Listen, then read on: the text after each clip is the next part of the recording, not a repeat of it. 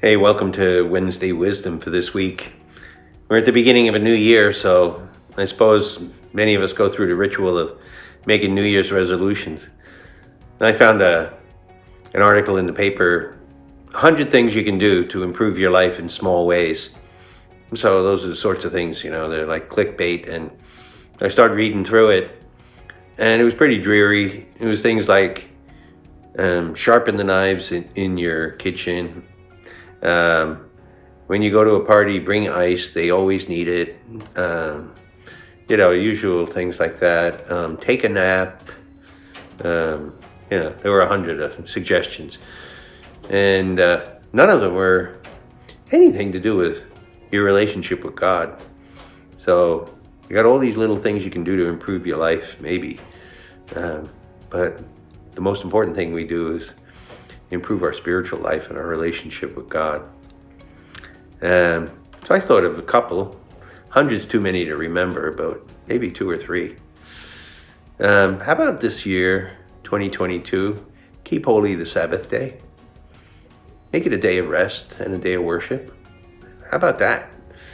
That'd be a great one, no? If you really had a day where you could take off and rest and pray and read and renew yourself, get some exercise, spend some time with family, and spend some time with God.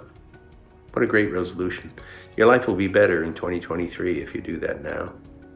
How about a daily discipline, no? Crack open the gospel every day for 5 minutes and read about what Jesus said and did for us.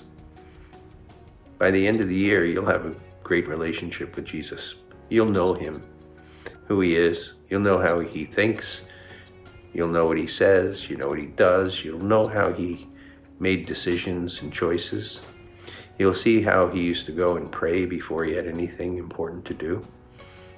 If you take 5 minutes a day and you spend it with Jesus, you'll be a different person in 2023. And how about 3? Time before the Blessed Sacrament. How often you're driving through town and you're only a block away from church and you got some time, you could go in and spend it there in front of the Blessed Sacrament.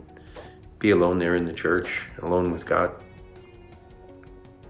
I think if you do that, you'll start to develop a real warmth and a holiness and a real sense of the presence of God in your life.